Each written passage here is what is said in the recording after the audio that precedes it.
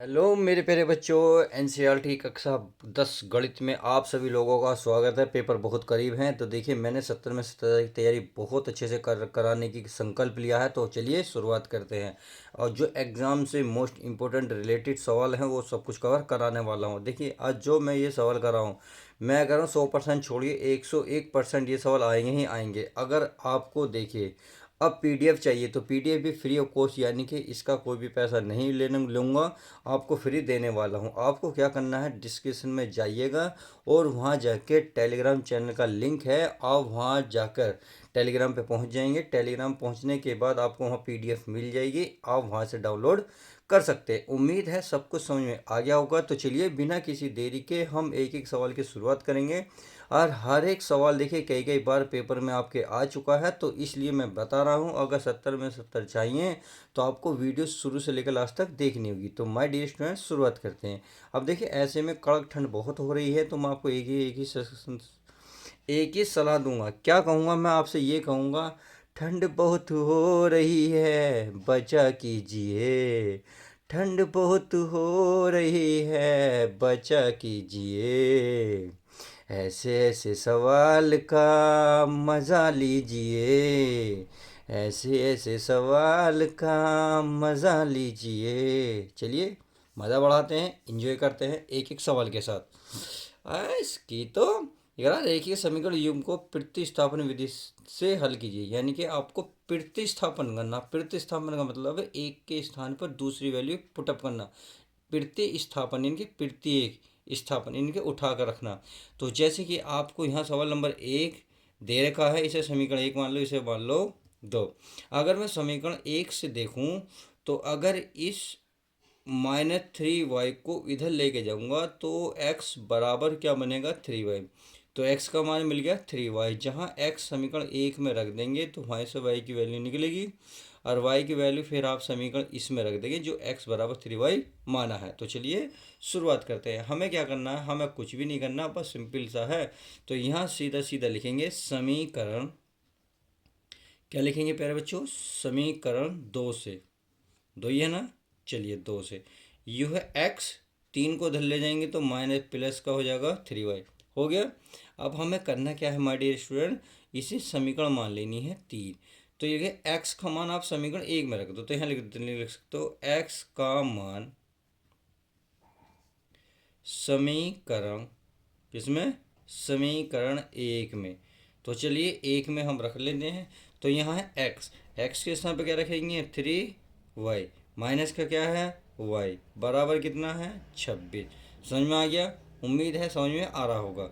अब देखिए 3y में से एक y गया, टी बचा 2y, बराबर कितना 26। या y बराबर 2 से कितनी बार कटेगा, 13 बार। तो हमें पता y की वैल्यू कितनी निकल आ गई, 13। अब आप क्या करो, इस y की वैल्यू समीकरण किस में रख दो, 3 में। इससे क्या होगा, x का मान हमें मिल जाएगा।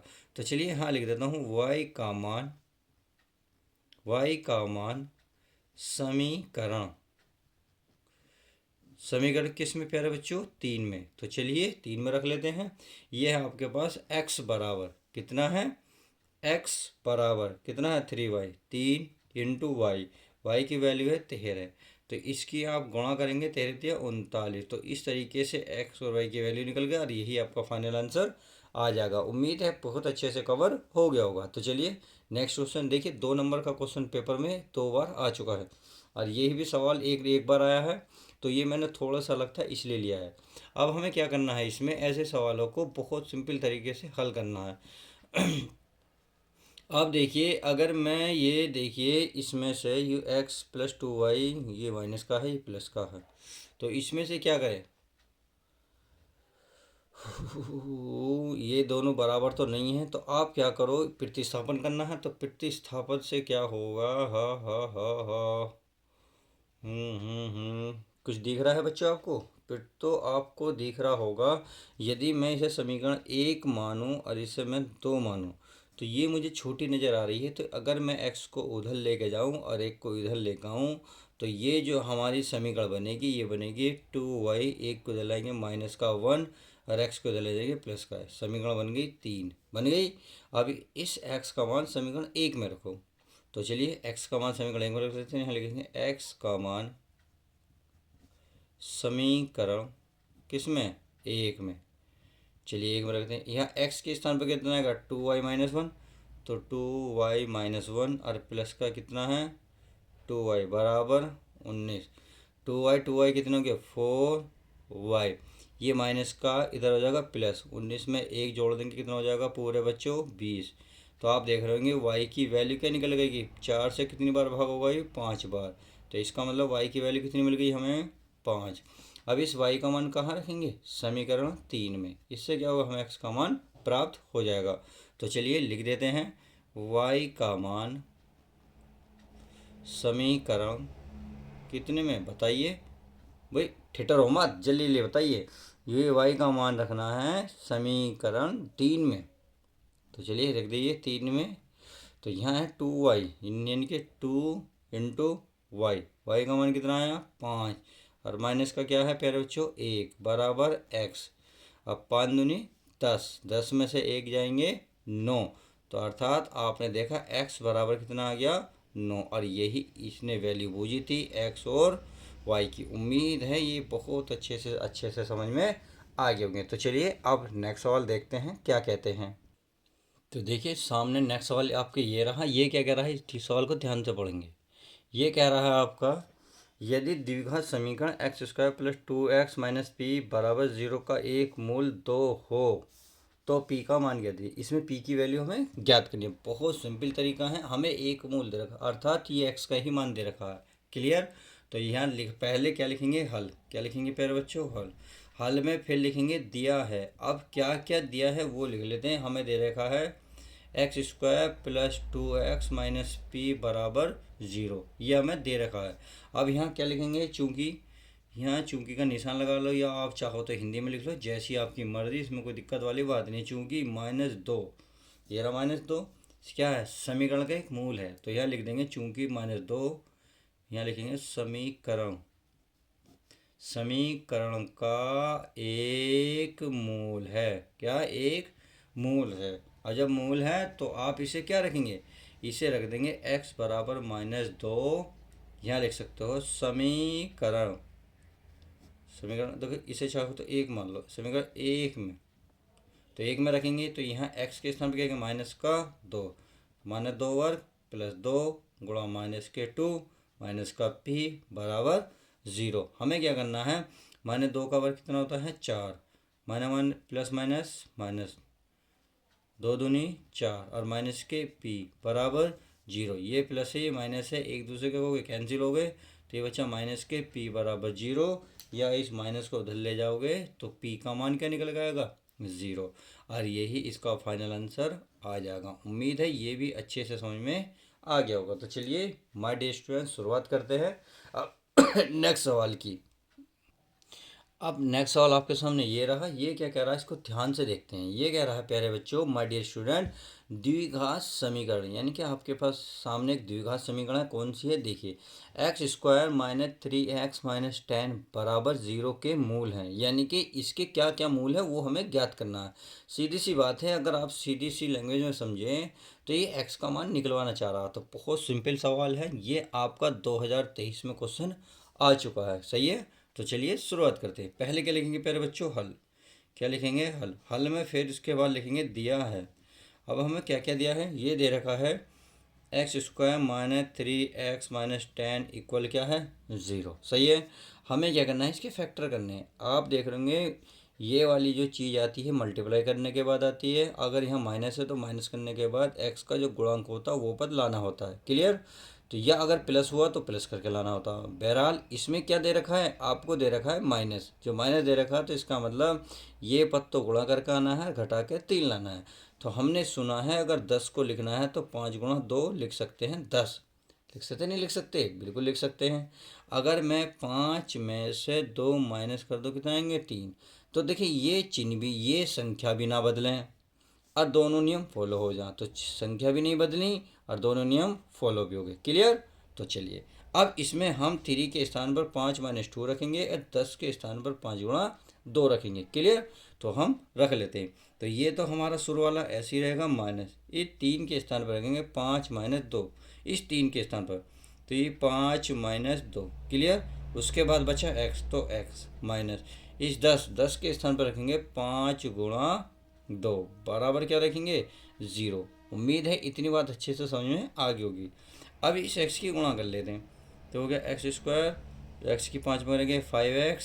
देखिए अब ये माइनस है, ये माइनस है, तो जैसे ही कोष्टक हटाओगे तो माइनस माइनस का हो जाएगा प्लस, तो ये होगा 2x, कितना हो जाएगा 2x। और ये माइनस का 5 गुणा 2 रहेगा ही, बराबर क्या बन जाएगा 0। क्लियर। अब हमें क्या करना है, इसमें ध्यान से देखना, इसमें कुछ कॉमन है। अगर आपको ऐसा नज़र नहीं आ रहा तो देखिए एक्स स्क्वायर को आप 2 बार लिख सकते हो एक्स गुणा एक्स, क्योंकि गुणा में घातें जुड़ती हैं। इस पे एक है, इस पे एक है, एक करे कितनी होगी 2, और बाकी चाहो तो आप ऐसे ही उतार दो, उसके बाद इसमें कॉमन लेना शुरू करेंगे। क्लियर। चलिए आप क्या देखिए यहाँ इतने पद में आपको देखना है कि इसमें क्या कॉमन है। तो इसमें यहाँ भी एक्स है, यहाँ भी एक्स है, क्योंकि यहाँ 5 है परंतु इधर नहीं है, इधर एक्स मिल गया, इधर मिल गया, तो एक्स कॉमन लूँगा, तो ये बचेगा, ये वाला तो बाहर आ गया, ये वाला बचा एक्स, ये माइनस ये वाला एक्स तो बाहर गया, बचा 5। समझ में आ गई। अब देखिए प्लस, इसमें देखिए क्या एक जैसा है, तो इसमें आपको दिख रहा होगा 2 हैं एक जैसे है, तो 2 यहाँ है, 2 यहाँ, तो चलिए 2 बाहर, यहाँ क्या बचा एक्स माइनस 5, ये वाला 2 बाहर गया तो बराबर बचा 0। समझ में आ गया। अब ये एक जैसे हो गए, जो एक जैसे हैं उन्हें एक बार लिख लो, x-5 लिख लिया। अब एक ये बाहर लिखे हुए इनको अब लिख लो, बराबर क्या बनेंगे 0। समझ में आ गई। अब देखिए अब पहले लिखेंगे इसको, यानी कि इसको 0 के बराबर रखेंगे। क्लियर। तो यानी कि जब लिख सकते हो जब, पहले ही वाले पद ले लो, x-5 बराबर 0, तो x बराबर आ गया 5। क्लियर।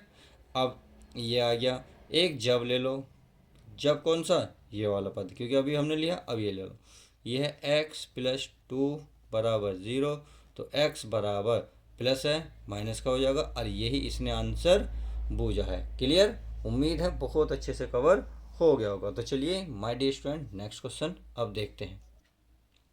तो चलिए प्यारे बच्चों, अब नेक्स्ट क्वेश्चन आपके सामने ये रहा, ये कह रहा है ऐसी दो संख्याएं ज्ञात कीजिए जिनका योगफल कितना हो 27 और क्या रहा है गुणनफल कितना हो 182। यानी कि हमें दो संख्याएं प्राप्त करनी है जो अगर जोड़ के उनका योग 27 आना चाहिए, अगर हम गुणा कर दें तो 182 होना चाहिए। बात समझ में आ गई, बहुत अच्छी बात है। तो चलिए क्वेश्चन आसान है, ईजी है। तो हम क्या करते हैं, देखिए 5 नंबर का पेपर में ही आ चुका है कई बार ये, और आपका 2022 और 21 में भी आया है और 23 में भी आया, लगातार 3 साल से आ रहा है। तो चलिए हल कर लेते हैं। हल में लिखा है पहले दिया है, अब क्या दिया, दिया तो इसमें कुछ है नहीं, योगफल दिया है, तो हम क्या करेंगे पहले मान लेते हैं। क्या करेंगे, माना, तो लिखेंगे माना एक संख्या, माना एक संख्या। देखिए एक संख्या मान लेते हैं, कहने का मतलब है एक्स मान लो।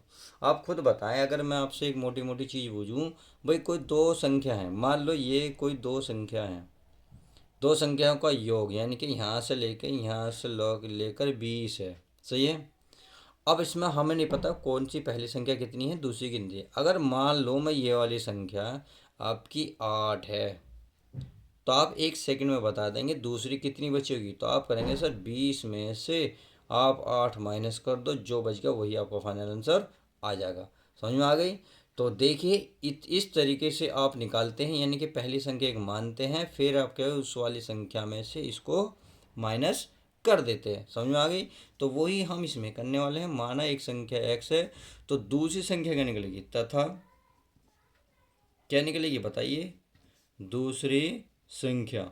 भाई आप दूसरी संख्या अब आइडिया लगा सकते हो, तो यानी कि आप इस 27 में से किसे माइनस करोगे, x को। समझ में आ गई। चलिए x माइनस कर दी। अब क्या करना है, प्रश्न अनुसार यह अकॉर्डिंग टू क्वेश्चन, ये क्या रहा, गुणनफल 182 होना चाहिए, यानी कि इन्हीं संख्या का गुणनफल 182 आना चाहिए। तो चलिए माय डियर स्टूडेंट गुणन प्रश्न अनुसार लिख लेते हैं। यहाँ लिखते हैं प्रश्नानुसार।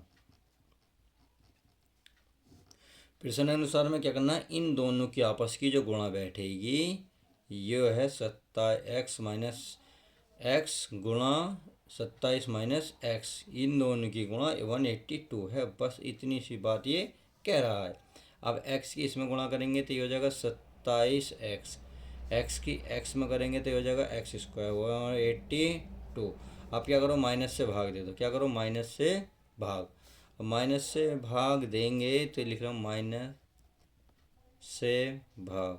तो चलिए माइनस से भाग दूंगा तो ये हो जाएगा, ये माइनस का है, ये बन जाएगा प्लस का, ये माइनस का बन जाएगा 27x। इधर लाओगे तो ये माइनस, और फिर माइनस हो जाएगा प्लस, नहीं तो माइनस से भाग दोगे तो माइनस हो जाएगा, इधर लाओगे प्लस हो जाएगा 182 बराबर 0। उम्मीद है इतनी बात अच्छे से समझ में आ गई होगी। अब हमें बाय डियर स्टूडेंट करना क्या है, कुछ भी नहीं करना। अब आप सभी को अभी बताया था, ये वाला पद गुणा करके, और प्लस है तो ये वाला पद जोड़ के। तो हम सभी को पता है, अगर मैं इसमें दिखा देता हूँ, मैं 14 गुणा 13 की कर दूँ तो आपका ये 182 होगा। प्लस है, अगर मैं इन्हें जोड़ूं तो ये कितना हो जाएगा, ये हो जाएगा प्यारे बच्चों 27। तो आपने देखा बिना संख्या बदले गुणा करी तो 182, हमने जोड़ा तो 27। समझ में आ गई। तो चलिए लिख लेते हैं। क्या लिखेंगे भाई, ये वाला एक्स स्क्वायर तो ऐसे लिखेंगे, इस 27 के स्थान पर लिखेंगे 14 प्लस 13, और ये हमारा एक्स है प्लस 182 बराबर 0। अब आप क्या करना, 182 को भी 14 गुणा 13 लिख सकते हो, पहले इसकी गुणा कर लेते हैं। ये हो गया हमारे पास एक्स स्क्वायर, ये हो गया माइनस के 14x plus minus minus 13x, इसके स्थान पर लिखेंगे हम 14 गुणा 13 बराबर क्या 0। अब देख रहा होगा इसमें कुछ कॉमन है, क्या कॉमन है, इसमें x कॉमन है तो x कॉमन ले लेता हूँ। यहाँ बचा x और यहाँ बचा 14, क्योंकि ये वाला x बाहर गया, माइनस के 13 कॉमन है, यहाँ भी है यहाँ भी है, तो x बचा ये वाला माइनस प्लस माइनस, तो ये बचा 14 बराबर क्या बचा 0। उम्मीद है इतनी बात अच्छे से समझ में आ गई होगी। तो चलिए अब मैं क्या करता हूँ, ये एक जैसा हो गया, दिख रहा है एक जैसा, तो इन दोनों में से एक को यहाँ लिख लो, लिख लिया x माइनस 14, और एक हमारा बच रहा है x माइनस 13 बराबर क्या बराबर 0। समझ में आ गई। तो एक लेंगे, जब x माइनस 14 लेंगे तो ये बन जाएगा इधर 0, इधर लेके जाओ प्लस का 14। क्लियर। तो बताइए, एक संख्या अगर मानी थी हमने x तो कितना आया 14, अगर दूसरी संख्या निकालनी हो तो चलिए, दूसरी संख्या अगर हमें निकालनी हो तो क्या बनेगी, दूसरी संख्या बनेगी 27 माइनस एक्स का मान 14, घटा दो कितना बचेगा 13। समझ में आ गई। जब हमने एक्स बराबर 14 लिया तो दूसरी संख्या पहली संख्या मिल गई। अगर हम जब कौन सी ले लें, एक्स माइनस 13, एक्स माइनस 13 बराबर 0, तो एक्स बराबर कितना बनेगा 13, क्योंकि माइनस की प्लस हो गई। समझ में आ गई। अब हम अगर आप दूसरी संख्या निकालना चाहें तो क्या निकलेगी, चलिए दूसरी संख्या, तो दूसरी संख्या निकली हमारी 27 में से ये वाला 13 माइनस करोगे तो आएगा 14। क्लियर। अब आपने देखा हमने 14 रखा तो 13, 13 रखा तो 14, तो यानी कि एक दूसरे के अपोजिट आ रहे हैं। तो आप चाहो तो कुछ भी लिख सकते हो, यानी कि यहाँ लिख सकते हो पहली संख्या, यहाँ चलिए मैं बता देता हूँ, पहली संख्या कितनी ली थी आपने, पहली संख्या 14 ली, तो दूसरी संख्या कितनी आ गई थी बताओ। यहाँ आप लिख सकते हो दूसरी संख्या, क्या लिख सकते हो प्यारे बच्चों, दूसरी संख्या बराबर कितनी आई 13। एक बात तो या कर सकते हो, या करने के बाद फिर आप लिख दो पहली संख्या, क्योंकि आपने अब दूसरे तरीके से ली पहली संख्या। अब पहली संख्या अगर हम 13 लेते हैं तो ये बताओ दूसरी संख्या कितनी निकल कर आएगी भाई, दूसरी संख्या बराबर, दूसरी संख्या कितनी है भाई, हमने जब 13 लिया तो कितनी है 14, तो 14, तो यानी कि ये भी आंसर होगा आपका और ये भी फाइनल आंसर हो जाएगा। आपको दोनों ही लिखने होंगे, क्यों, क्योंकि इसमें दोनों ही एक दूसरे के अपोजिट हैं। चलिए समझ में आ गया। आप देखते हैं नेक्स्ट सवाल। तो चलिए प्यारे बच्चों, क्वेश्चन नंबर आपके सामने नेक्स्ट ये रहा। ये क्वेश्चन बहुत प्यारा है, बहुत अच्छा सवाल है। देखिए 2024 के अगर कोड की बात करूं तो आईबी में पूछा गया है, जरा एक्स के किस मान के लिए 2x, एक्स प्लस 8 तथा 3x प्लस 1 समांतर श्रेणी होगी, यानी कि होंगे। समांतर श्रेणी की पहचान यही है, अगर कोई पद दे रखा हो तो उसके पहले पद से माइनस कर सकते हो, फिर इससे अगले पद से माइनस कर सकते हो, तो समांतर श्रेणी हमें पता चल जाती है। समझ में आ गई। तो चलिए पहले क्या लिखोगे, आप लिखोगे पहले हल, क्या लिखोगे हल में लिखोगे फिर दिया है। अब हमें क्या क्या दिया है उसे हम लिख लेते हैं।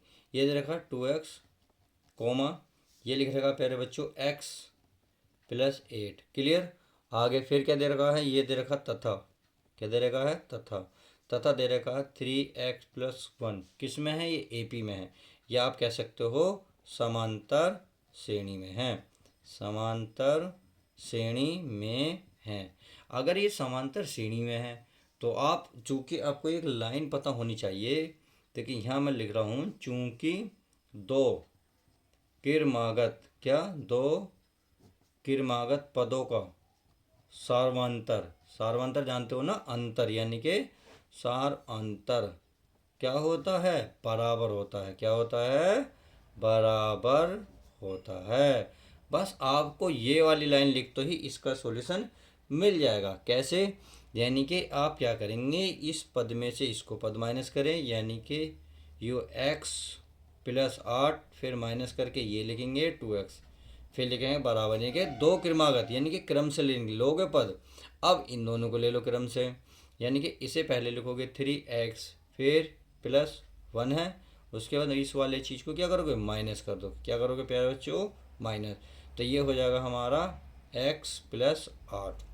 अब क्या करेंगे, देखिए 2x में से एक x गया, माइनस के x, प्लस का 8 बच ही रहा है, इसका कोष्ठक खोल लो, 3x+1 माइनस का x प्लस, सॉरी माइनस लगेगा क्योंकि बाहर चिन्ह माइनस का है, तो 8।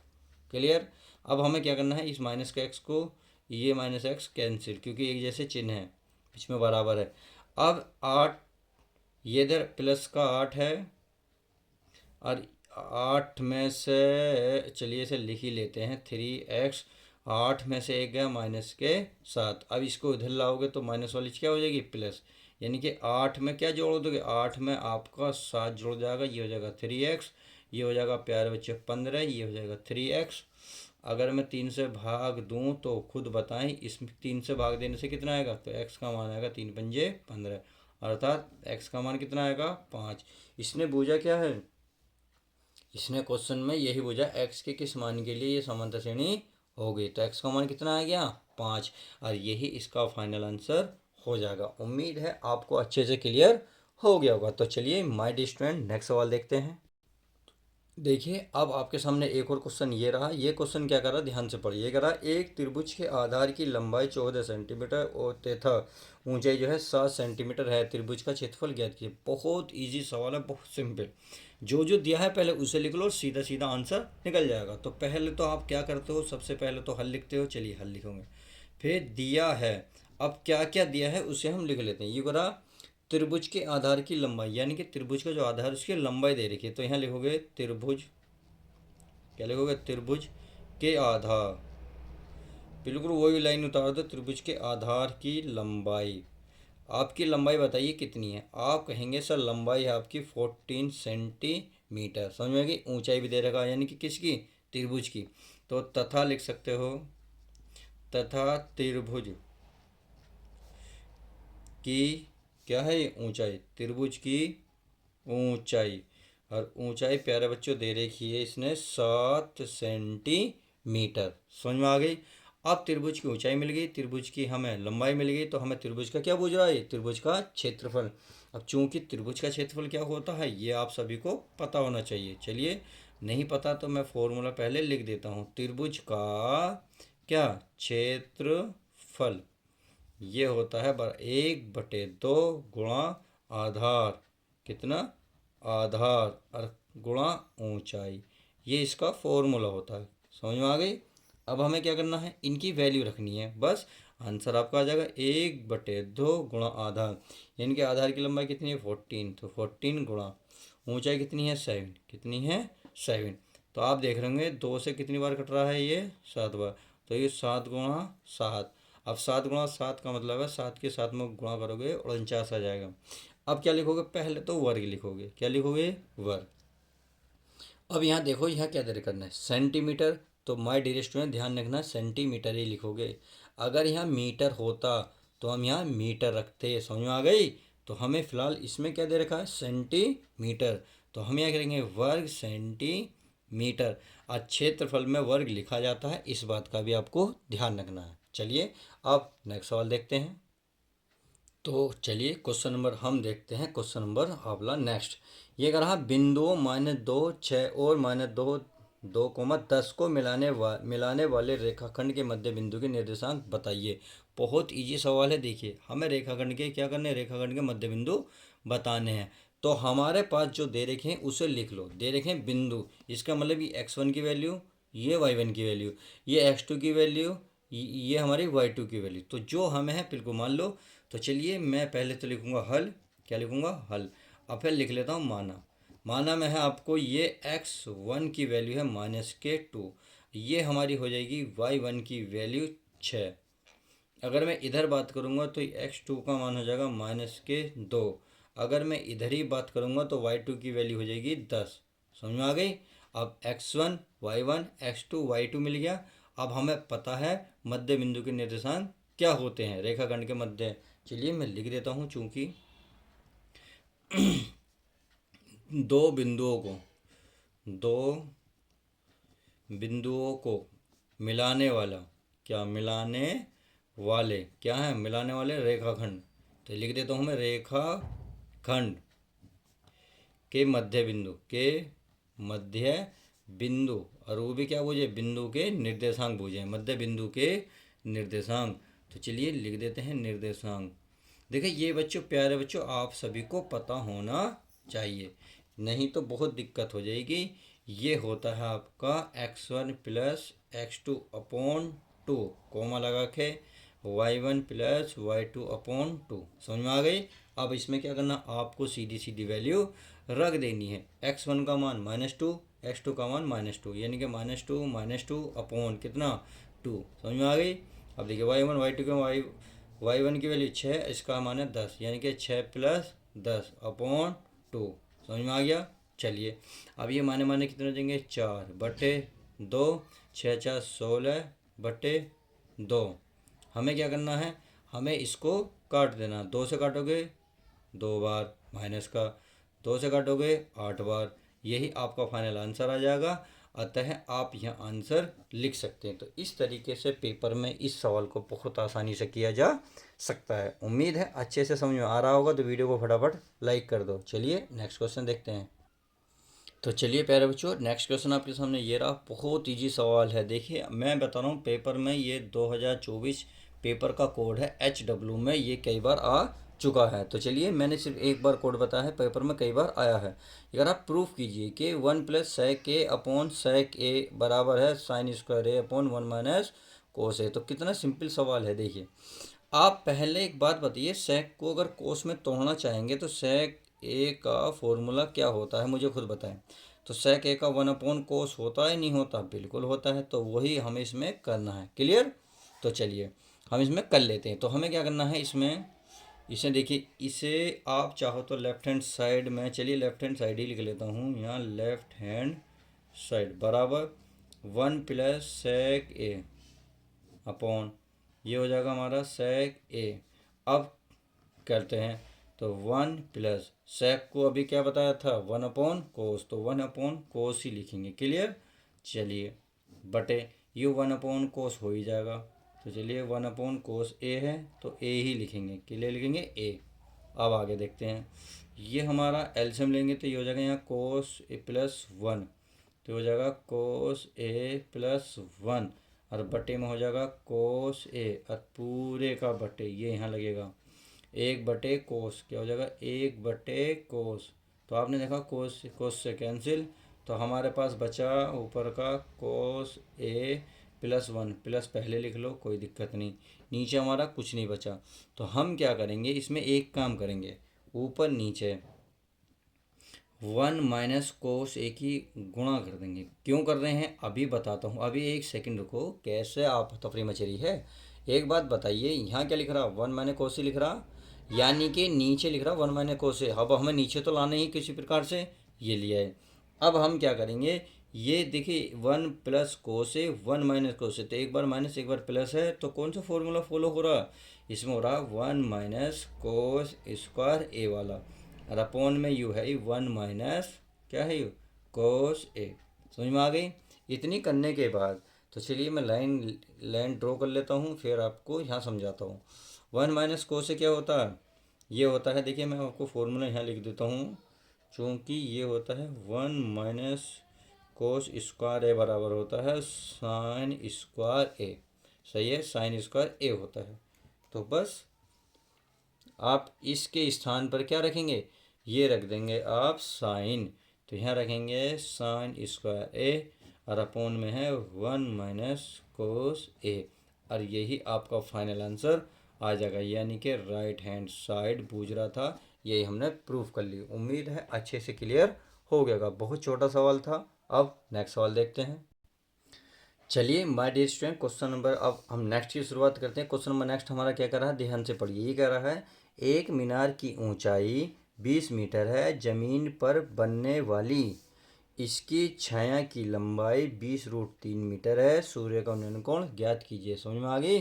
और ये 4 बार आया, 2019, 22 और 23 में। क्लियर। तो चलिए शुरुआत करते हैं।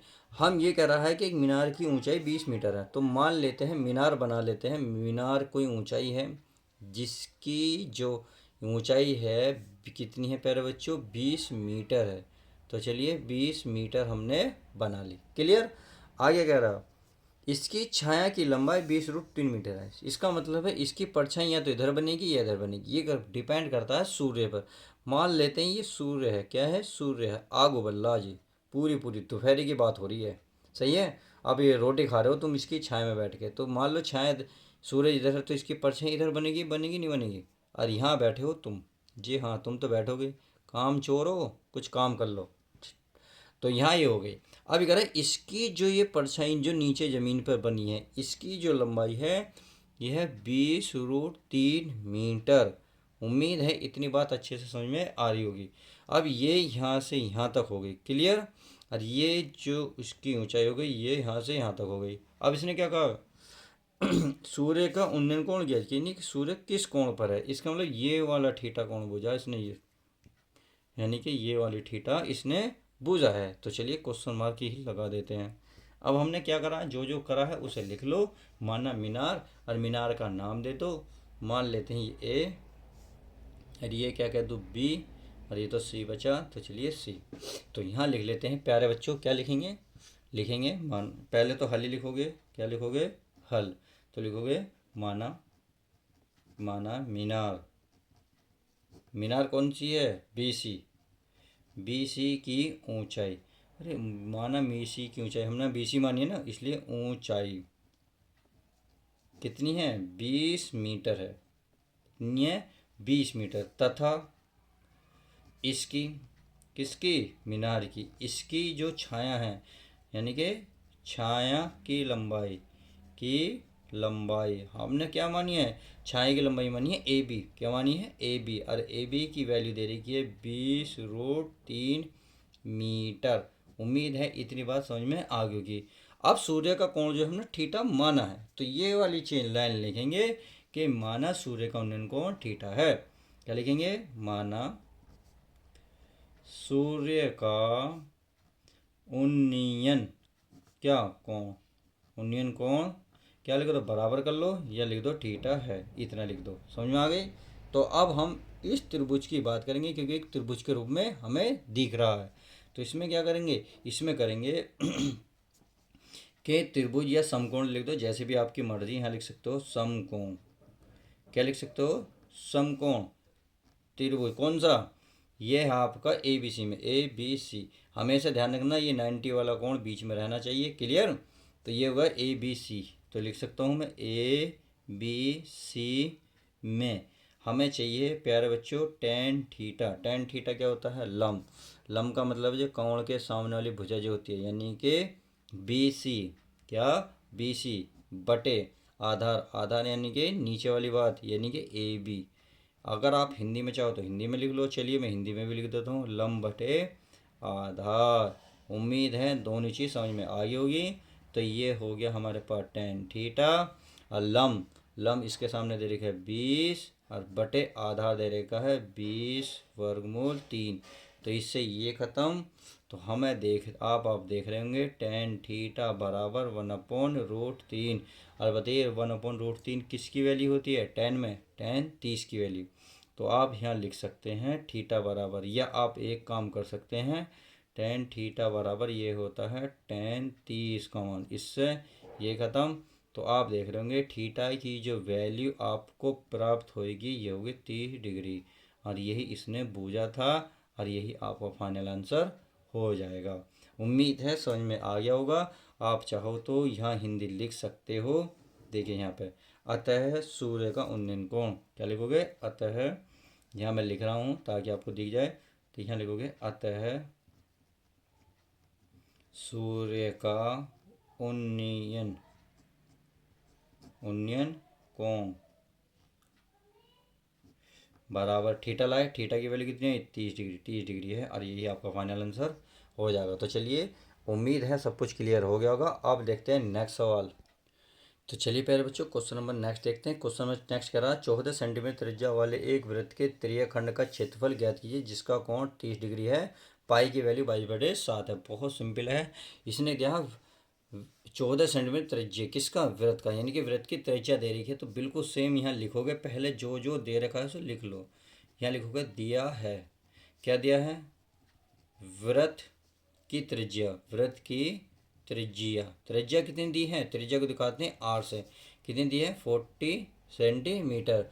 अगर वृत्त के त्रिखंड का क्षेत्रफल क्या है जिसका कोण, कोण यानी कि थीटा, थीटा की वैल्यू दे रखी है 30 डिग्री, और पाई की वैल्यू दे रखी है 22/7। ये हमें दे रखा है। अब त्रिखंड का क्या पूछा? क्षेत्रफल। वृत्त के त्रिखंड का क्षेत्रफल, तो इसलिए लिखोगे, क्या लिखोगे? इसीलिए त्रिखंड का क्षेत्रफल। चलिए, त्रिखंड का क्षेत्रफल क्या होता है आप लोगों को पता होना चाहिए। कितनी बार मैं बता चुका हूँ, θ/360, और गुणा में होता है πr²। बस आप इसकी वैल्यू रख दो, आपका सीधा सीधा आंसर आ जाएगा। तो देख चलिए, थीटा का मान है 30 डिग्री। 30 डिग्री, तो ये 30 डिग्री बटे 360 डिग्री, या डिग्री लगा लो, गुणा पाई का मान 22/7 बोल ही रहा है, गुणा आर, और आर का मान है 14। कितना? 14 वर्ग है, तो वर्ग का मतलब है 14 को 2 बार लिखना। सही है, ये हमने लिख दिया। अब आप देख रहे होंगे 7 से कितनी बार कट रहा है? 7 से 2 बार। अब 0 से 0, ये कितनी बार कट रहा है प्यारे बच्चों? 12 बार।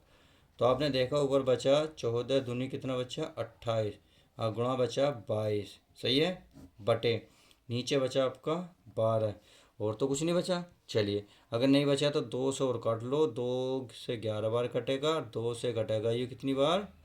कितनी बार? 6 बार। तो अभी देखिए, ये 2 से भी कट रहा है, 2 से कट रहा है 3 बार, और 2 से कट रहा है 14 बार। क्लियर? चलिए, तो आपने देखा अब तो ये कटने वाला है नहीं, तो 14 इसकी गुणा करेंगे, यानी कि 154। 154 बटे कितना हो जाएगा? 3। कितना? 3। अब अगर मैं 3 से भाग दूं तो 3 पंजे 15, अब 3 ही कम, 3 पॉइंट लगाएंगे, 3 बन जाएगा। तो अतः आप लिख सकते हैं, ये आ गया आपके सामने। चलिए यहीं लिख दो, तो डायरेक्ट आंसर वर्ग। क्या लिखोगे? वर्ग, क्योंकि क्षेत्रफल है, और अभी बताया था क्षेत्रफल के बाद अब सेंटीमीटर देगा तो सेंटीमीटर, मीटर है तो मीटर। हमें क्वेश्चन में दिया है इसने सेंटीमीटर। कितना? सेंटीमीटर। तो आप भी प्यारे बच्चों सेंटीमीटर ही लिखोगे। क्या लिखोगे? सेंटीमीटर। और यही उम्मीद है समझ में आ गया होगा। तो आज की वीडियो में हमने देखा हर एक चैप्टर के जो मोस्ट इंपॉर्टेंट क्वेश्चन है 100% आए हुए हैं, और आने के पूरे पूरे चांस हैं, उन्हीं सभी को कवर क्या है। तो चलिए, ऐसे ही वीडियो के साथ मिलते हैं नेक्स्ट वीडियो के साथ। माय डियर स्टूडेंट, जब तक के लिए good bye, take care, love you guys. प्यारे बच्चों अपना ध्यान रखें।